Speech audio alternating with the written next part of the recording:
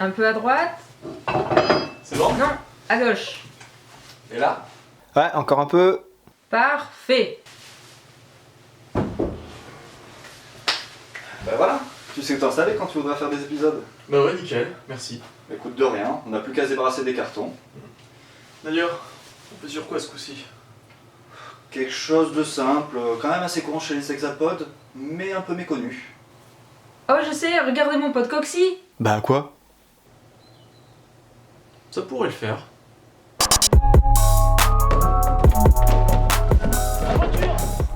L'aposématisme. Derrière ce mot compliqué se cache une stratégie adaptative que vous connaissez certainement sans le savoir. Elle a été observée pour la première fois par Alfred Wallace, ce savant britannique qui a établi la théorie de la sélection naturelle en même temps que Darwin, mais que le grand public a oublié. En même temps, la phrénologie et le spiritisme ont fini par avoir raison de sa réputation. Moi, ça ne me dit rien. Notre histoire commence en 1866. À cette époque, Charles Darwin n'explique l'existence de couleurs vives chez les animaux que dans le cadre de la sélection sexuelle et l'attirance entre partenaires. Mais cela ne justifie en rien les colorations de certaines chenilles qui ne sont pas sexuellement matures. Wallace se dit alors que la couleur pourrait peut-être jouer le rôle de signal de danger. Ainsi, les rayures du frelon seraient un avertissement vers leurs prédateurs, et les chenilles colorées pourraient simplement signaler qu'elles sont toxiques. Wallace évoque donc la possibilité que la coloration, en tant que signal d'avertissement, puisse être un mécanisme évolutif. Il finit par exposer sa théorie à la Société entomologique de Londres, et celle-ci se voit valider 2 ans plus tard par une expérience de John Weir. Le terme aposématisme est finalement inventé en 1890 par Edward Poulton, à partir des mots grecs loin et signe, désignant littéralement un signe invitant à s'éloigner. En gros, une couleur vive signifie « Attention, je suis dangereux ». T'es dangereux, toi? Bah tu vois, je peux sécréter des alcaloïdes qui me donnent un goût immonde. Pour être précis, l'aposématisme est un signal d'avertissement qu'un animal expose à ses prédateurs potentiels afin de leur indiquer qu'il ne vaut mieux pas l'attaquer ou le manger. Cela recouvre un large panel de techniques de défense, agressivité, venin, toxicité, odeur ou désagréable, etc. L'objectif est d'exposer clairement la non-rentabilité d'une attaque. C'est donc bénéfique à la fois pour le prédateur et pour la proie, car tous les deux évitent des dommages potentiels. C'est de la dissuasion, et ça me fait penser aux cirfs, ces mouches rayées déguisées en guêpes. Mais comment ça fonctionne? Comment un prédateur associe une couleur à un danger? Parfois c'est inné. Certains oiseaux, par exemple, se méfient naturellement des couleurs vives. Mais le plus souvent, c'est par l'expérience. Expliquons cela simplement. Un oiseau repère un papillon aux couleurs vives et facilement identifiable. Coucou! Il l'attrape et le mange. Pas de chance, ce papillon était en fait toxique et indigeste. Ah mais c'est dégueulasse! Cette mauvaise expérience étant assimilée à cette couleur, il ne fera plus la même erreur au cours de sa vie. Oh non! Du côté des papillons, l'un d'eux est mort. Mais les autres ne seront plus prédatés. C'est là tout l'intérêt de l'aposématisme. Waouh, trop bien. Ok, c'était plutôt clair. Un autre avantage pour ces espèces, c'est qu'elles n'ont plus aucun intérêt à essayer de se cacher ou fuir les menaces. Les organismes aposémates peuvent donc se permettre de se déplacer plus lentement, de consacrer davantage de temps à se nourrir, ou encore de rechercher des partenaires sexuels avec des signaux bien visibles.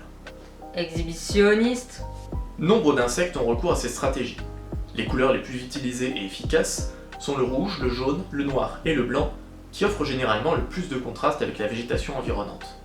Hé hé, 3 sur 4. Mais ce n'est pas là un mécanisme de défense réservé aux insectes. Chez les araignées, on peut noter que... Ah non, on avait été clair là-dessus, on évite de parler d'araignées dans nos vidéos. On se focalise sur les insectes et les araignées ne sont pas des insectes. Très bien, très bien. Mais l'aposématisme est une stratégie couramment utilisée. On peut l'observer chez certaines espèces d'amphibiens, les dendrobates notamment, chez certains reptiles, chez des mammifères aussi. Y a des végétaux aposémates? Oui, par exemple le Forbia virosa, le forbe vireuse, dont la coloration blanche permet de mettre bien en évidence ses épines. Cela aide cette plante à se protéger des mammifères herbivores en leur montrant ce qu'ils encourent. Pas mal, pas mal.